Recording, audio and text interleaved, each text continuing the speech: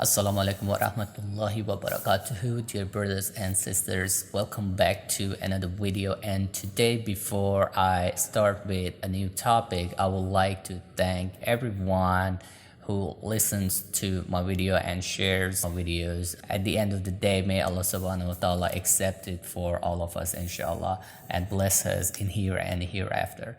Amin. So today our topic is about how to properly perform the istikhara prayer. So we start with the question, why do we pray istikhara prayer, salat al-istikhara? So this prayer is prescribed because a believer comes across numerous choices in his or her life that leaves him or her puzzled and uncertain about which choice to make.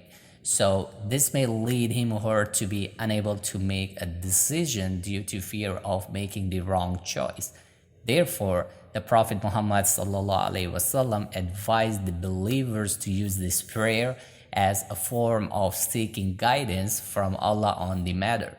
The specific supplication, dua, prescribed by the Prophet ﷺ asks Allah to guide the decision of the person to whatever is good for him or her in this life and the hereafter. In brief, it is done by first doing the research and consulting with the people of experience and expertise on the subject. Then, the person makes a decision on the matter that he or she feels is most suitable for him or her, and it gives comfort to his or her heart that it is the right decision. It is at this time the person will pray the istikhara prayer before embarking on it, requesting Allah subhanahu wa ta'ala to either bless him or her in the decision if it is good for him or her, or keep him or her away from the decision if it is the opposite. So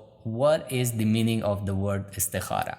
So linguistically, it means to choose from good and the best. Thus, istikhara means seeking good and the best in something. It was also said that it comes from the root istikhara, which means to seek guidance or ask. Thus, istikhara means to seek guidance from Allah to choose that which is best for us. So a few other meanings that were given: a way for a person to ask Allah to help him or her choose that in which there is benefit for him or her, and to facilitate it for him or her. Second, asking Allah subhanahu wa ta'ala to help one choose the best of two things where one needs to choose one of them. So it can be done for practically anything related to this life, such as marriage, business, work, travel, etc. So how do we pray salat al-istikhara?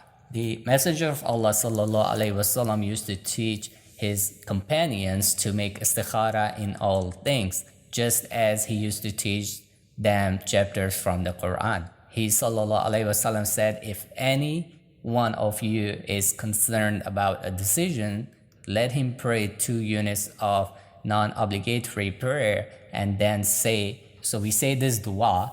If you know Arabic, you can read this dua in Arabic, and if you can't, there is an English version as well, and the underneath is the translation of this dua. So this has been reported by Al-Bukhari. Similar reports also recorded by Al-Tirmidhi, Al-Nisai, Abu Dawud, Ibn Majah, and Ahmad as well. So this dua, which is in red, so there, once you reach there, you then pray what you are trying to seek help in. So then the matter should be mentioned by name. So keep that in mind.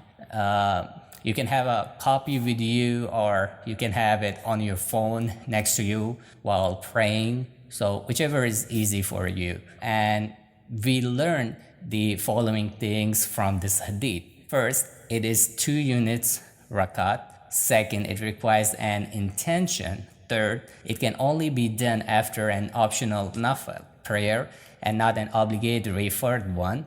Thus, it can be done after any type of optional prayer, such as the sunnah prayers, tahajjud, qiyam, etc. Fourth, the specific dua mentioned by the Prophet ﷺ must be recited after it. Well, the scholars differed if it is better to recite the dua right before ending the prayer or after it. Well, both are permissible. So based on previous points, so this is how you perform it. First, make a decision on a matter after research and consultation with people you trust on the matter. Second, make the intention to do istikhara prayer and make wudu. Third, pray 2 units of optional prayer. Fourth, recite the specific dua of istikhara mentioned or in the video, either before or after it.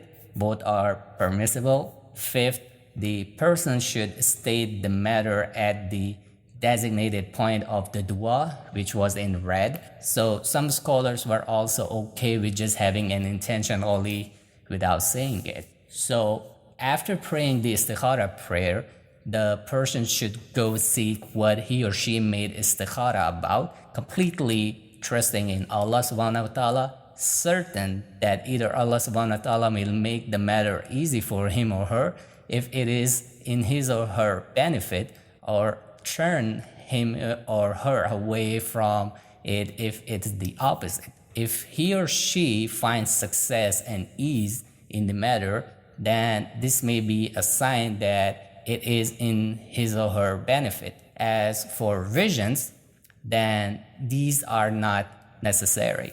It is possible that Allah subhanahu wa ta'ala may show the person something in a dream, yes, but it is must or likely, so the answer is no. Therefore, the person should not wait for dreams, as some believe that rather that the person should move forward with the matter and hope for the best because she has made istikhara on it and have put their trust in Allah subhanahu wa ta'ala. So I hope that we all learned something new. I pray may Allah subhanahu wa ta'ala accept in here and hereafter and bless us. Stay safe, stay blessed. I see you folks until the next video. Assalamu alaikum.